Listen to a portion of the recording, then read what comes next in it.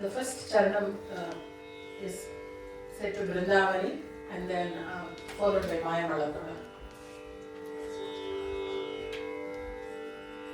And it is said to Misra Chapu Taram. It is a meter of 7 beats, cycle of 7 beats.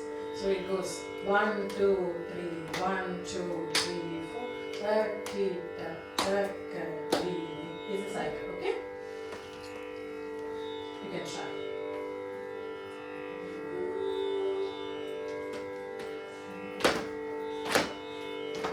Then